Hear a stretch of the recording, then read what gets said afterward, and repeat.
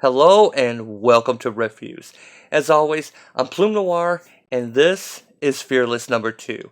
Yes, this is the comic that is celebrating women, I guess.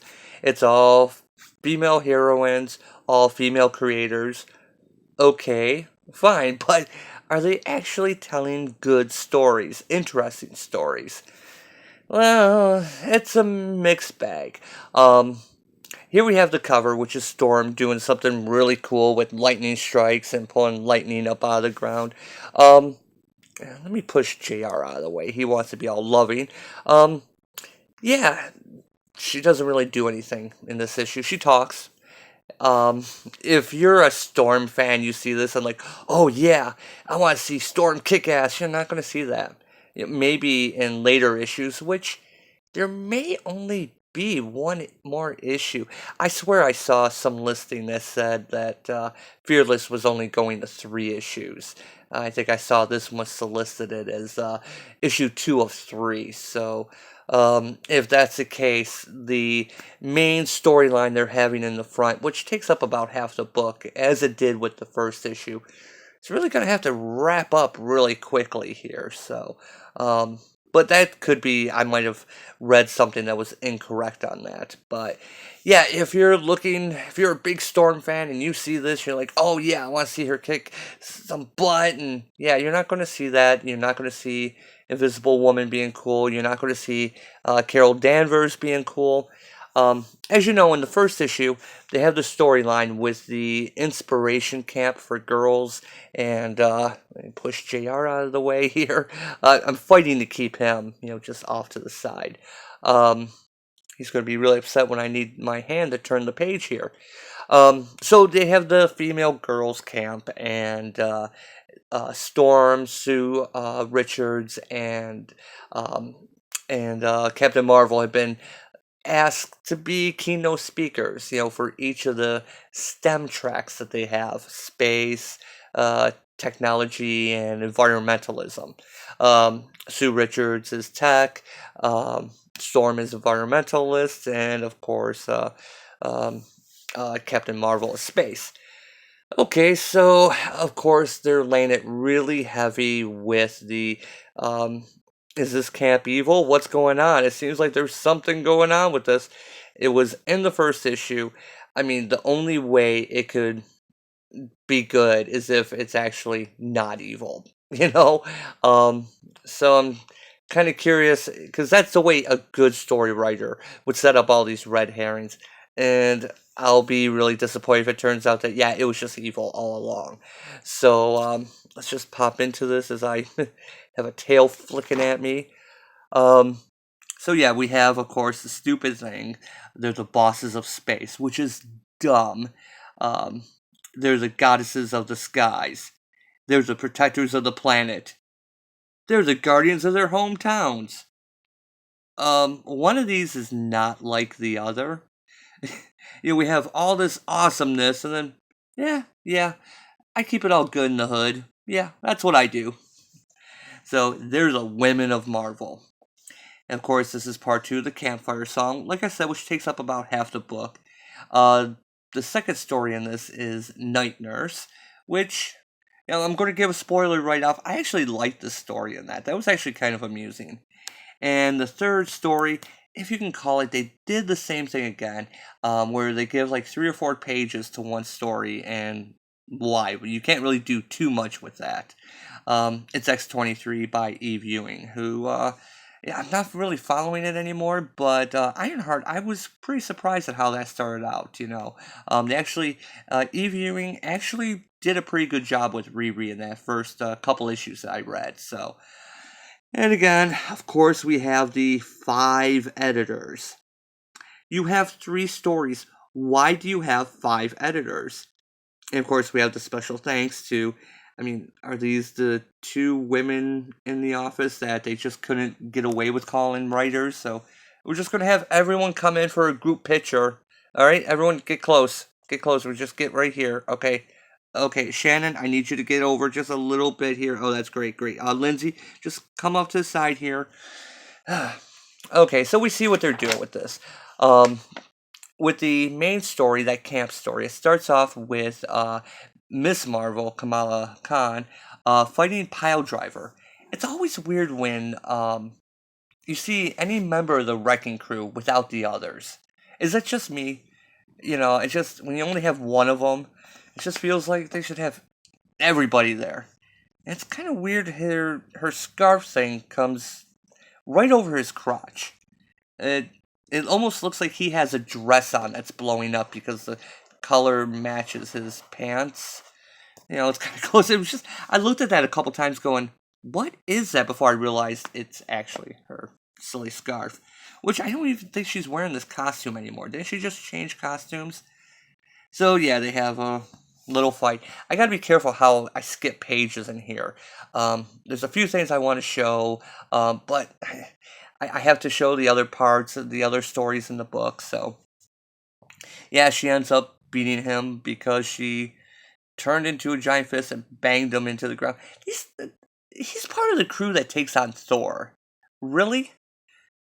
So, cop thanks her. She realizes what time it is. She has to get home for dinner. And, um, okay, I know her powers involve her changing size.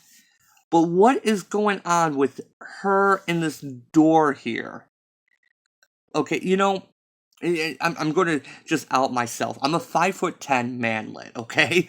And I'm not too much farther away from the top of a door jamb than she is. How tall is she? I mean, what kind of weird door is it? Like, for me, a regular door handle comes up to below my navel. And, it's not really dead center, but still, uh, maybe it's the outside door, but still, how, is she just being tall when she's coming home, or does she just live in a real short house? Really kind of tiny, because look at that. I just got stuck on some of the weird art in this book, just overall in general. And that one's just like, look how short she is next to the cop. She looks like a teenage girl. And then she comes through this door and she's like, wow, I grew up. We're going to see more height things going throughout the book by different artists. So, um, I gotta skip. I gotta skip parts, but I have to figure out what I'm going to skip because it turns out Kamala's mom sees that she's tired, so she just suddenly decides to unannounced surprise you're going to this camp. It's like, okay, she knows the people there, so she's going to play like she's undercover and be hidden. Okay, I'm going to move along to the side here. We do meet a girl who, as they say, she'll never have, she'll have difficulty having a customer facing job, but her mutation is aesthetically pleasing. Apparently, she can change colors of her skin. It's almost like it's mood, like around her eyes and her fingertips.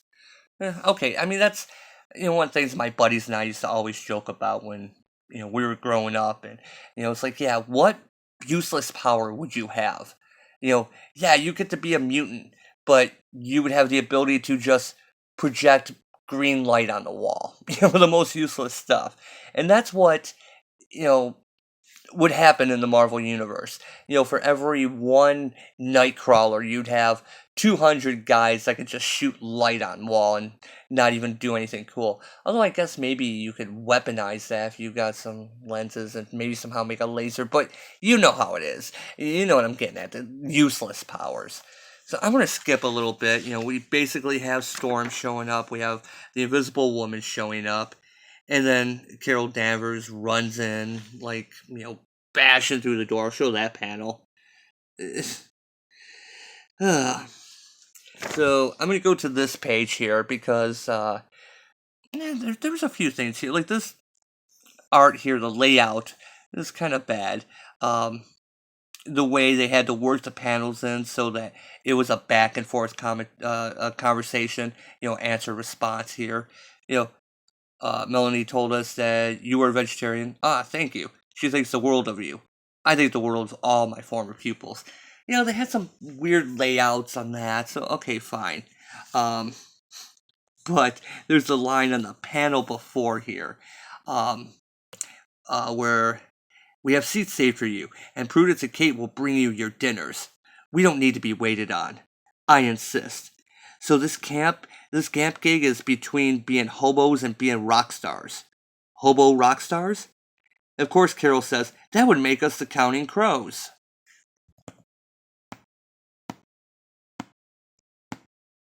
I'm just letting that sit in for a minute. This is the problem when you're writing stuff and you're trying to sound cool. Okay, so the current year is 2019. Counting Crows, their big song, Mr. Jones, that came out in 93. Okay, I grew up in that era, okay? I was an adult when that came out, but I remember listening to them on the radio. I remember when the Counting Crows came out. People my age would be hard-pressed to remember another Counting Crows song, unless they were big fans. They might say, oh yeah, they had that other song, Long December, right? Yeah, they had them, yeah. Yeah, that was them, right? I think it was them. Yeah, that's the way they'd be, and yes, it was them. So you're telling me that Carol Danvers, who would make a Counting Crows reference, who would know what the band looked like, as far as, hobo rock stars, that she'd be able to make the Counting Crow reference. Yeah, the person that wrote this, are they going to do that thing in Marvel where they start creeping in the MCU history of a character into the main character so that, Carol, oh yeah, she's all into the 90s. She makes 90s references. See? She even has her flannel down there tied around her waist. Huh? See? Did they forget that the reason why Carol knows all that stuff is because she was like, in the movie, in the Captain Marvel MCU movie, she was about my age that I was in that time period. Okay?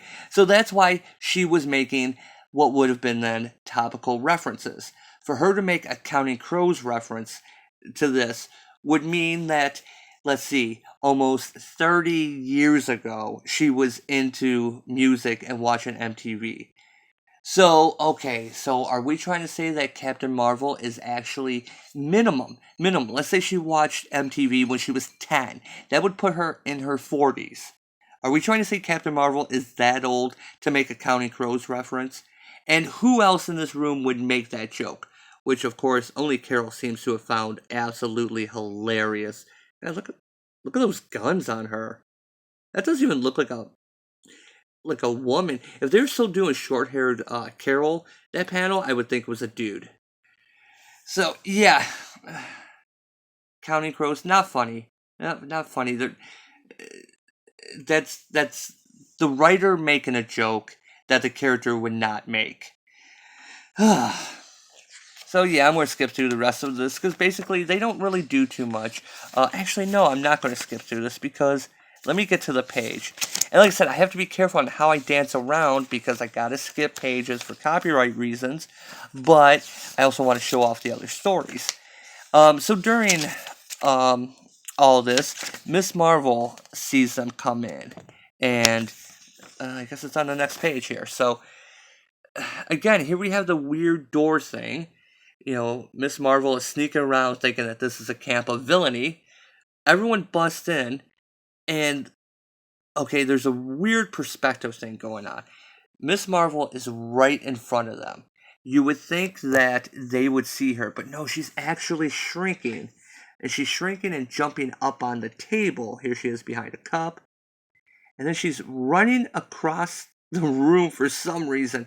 It's like, doesn't Ant-Man teach people, when you shrink down, don't run by people's feet. You're going to get stepped on. And then she climbs up a person, okay, happen to notice that flannel, to get on their shoulder.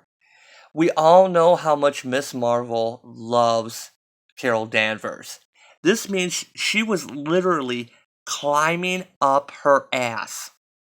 Yes, Miss Marvel was climbing up Captain Marvel's ass.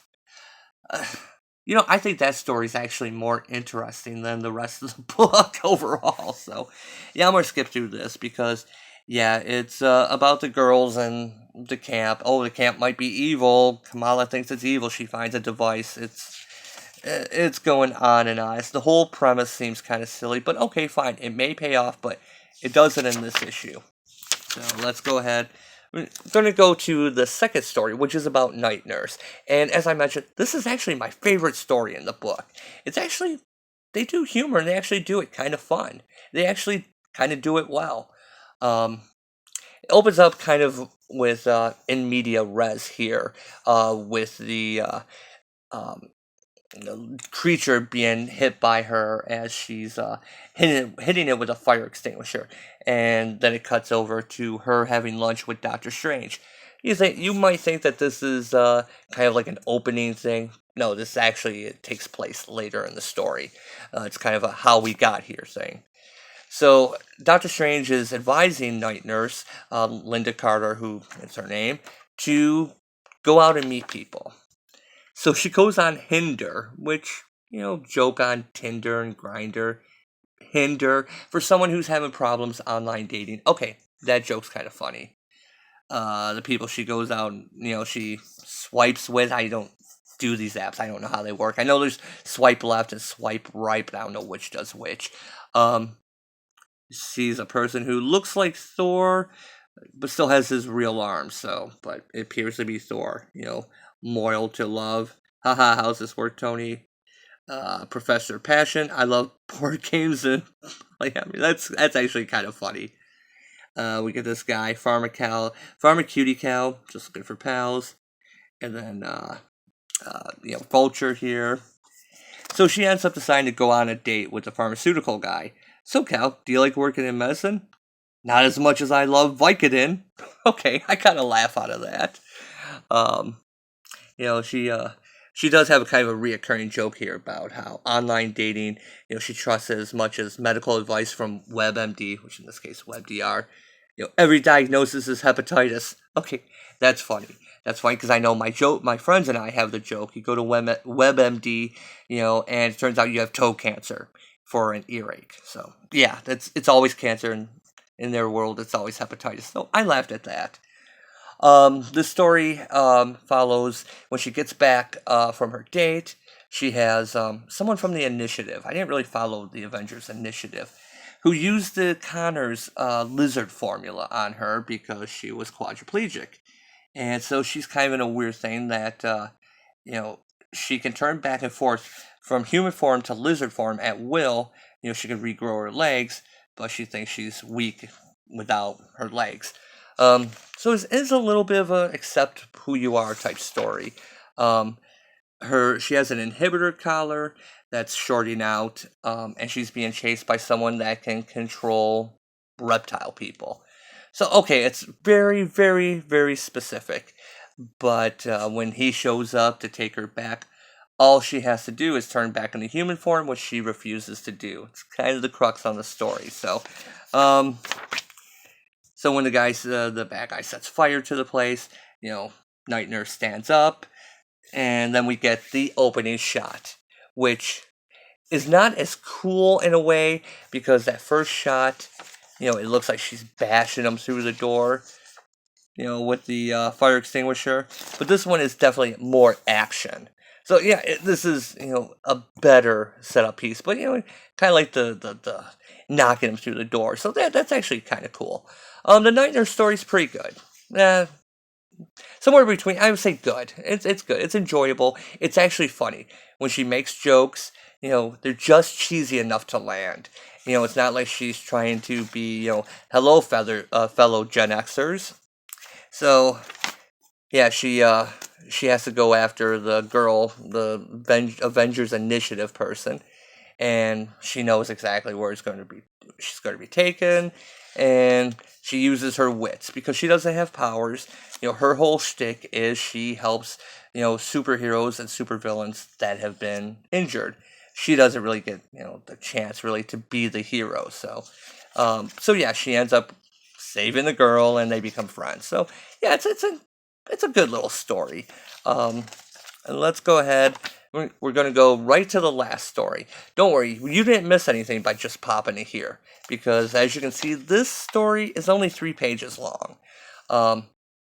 It has X-23 and Scout, formerly Honey Badger. This is Eve Ewing's story. So she actually did research or whatever to know at the end of Tomate's X-23, Honey Badger dropped that name and decided to go by Scout. And she does reference the things about, um, what you said about taking down these biotech companies that are using our DNA. That's my thing, not yours. So yeah, Eve Ewing, she continues to impress me, which is sad that basic research, looking up who you're writing before you write them, actually impresses me. That's the sad state of the comic industry right now. Um, so yeah, basically they get a tip to go and investigate um, X-23 clones being held. Turns out it was a setup because there's all these guards. The guards try and kill them, but they're still children who are speaking Spanish. Um, where where do they show that? Yeah, you see them speaking Spanish, and yeah, um, the X-23 and Scout free them. I don't know you, but no kid deserves to be in a cage. Okay, little heavy-handed. We see where you're going with that. Yeah, I know. Ha ha ha. So I'm going to ignore the politics of that. And I'm going to focus on this as just, the story and the art. Um, I feel like the artist would be better served somewhere else. Because remember what I said about um, with Miss Marvel and the doorway. Now remember, X-23 is what? 12, 13 years old. I mean, you see her, and she is as tall as X-23. Did I say X-23 is 12? I meant Honey Badger in case. Gabby is like 12, 13. But she's shown to be about the same height as X-23. So unless she had a sudden growth spurt as well, um, and the art on this is kind of rough. You see Scout rush out, and it took me a minute to figure out exactly what was going on here. It took me a moment before I realized this is Gabby's knee coming off. I thought it was just something he was wearing, like some type of protective, you know, bit of equipment or something. But no, it's actually her leg. She's doing like a flying kick across the throat. Again, there's not really much action going on in here. It feels like it needed something more. His head turned down a little bit more, maybe angled a little bit more. Her angled. I mean, just the hair movement and her body stiffness. It looks like she's actually just like, hey, I stuck out my leg and you walked into it. That's your fault. And when we get these other scenes here, it's more of the same. More of them just kind of walking around and uh, slicing the bars here, which looks kind of weird. Aren't those vertical bars? Why would you slice them like this when your blades? Okay, your blades are like this, and you're slicing vertical bars that go like this. No, you'd be doing this, not. Anyway, this it's story. What can you do with 3 pages? It's it's hard to do anything with 3 pages. And this, they're trying to be, topical. And this, Eve did the best with what she could. The art really brings it down, really makes it, you know, um, really just makes the whole thing crap. But it's 3 pages. What are you expecting? But yeah, the best is Night Nurse. This was enjoyable. But half the book being taken up with this camp thing that not much happens, and like I said, I went on and on about this. It's more fun to make fun of it, excuse me, than to actually read it seriously. I mean, look at that. Come on, focus. My phone doesn't even want to focus on, Carl Danvers here again. That's, something a phrase I try not to use. But yeah, look at Carol here.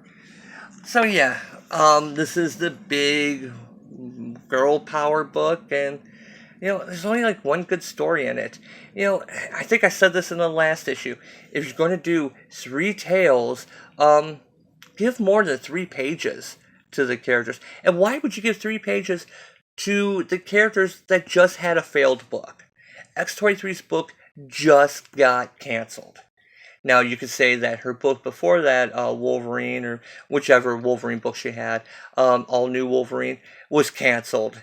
And then she got the X-23. Well, maybe you could say that because Logan came back, that, that's why she went back to X-23. That's why she got a new book. But still, it's just on the heels of a canceled book. Why put her in an anthology so soon? So yeah, it's disappointing. We do get some of the things in the back here. God, that stupid ad.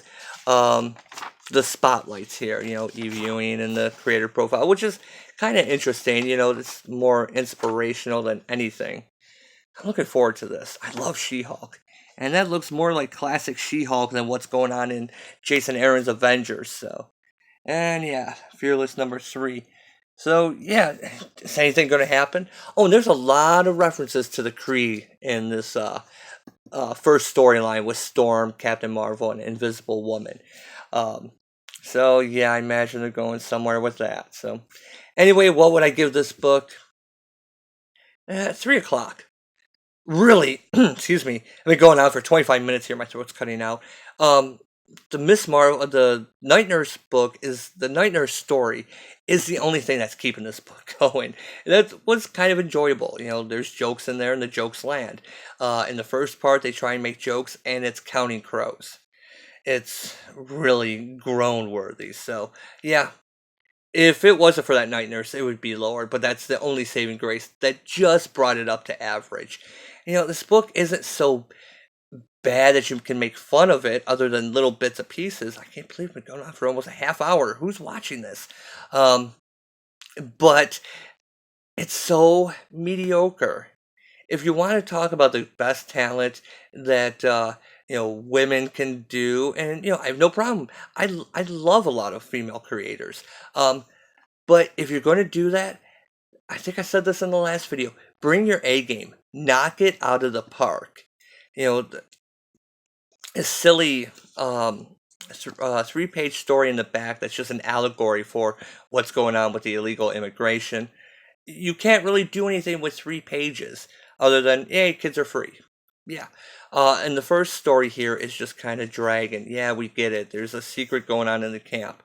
And the first part, this chapter is all about the 3 women arriving and Miss Marvel showing up thinking something's amiss. Okay, I understand slow burn, but is this book going to last long enough for that story to finish? And the whole thing is bland and uninspired. And yeah, bring your A game. You gotta bring your A game. So anyway, I can't believe I've talked almost 28 minutes here. I was only planning to talk for about 13, so I got into a groove thing there. So anyway, as always, thanks for watching, and I will see you next time.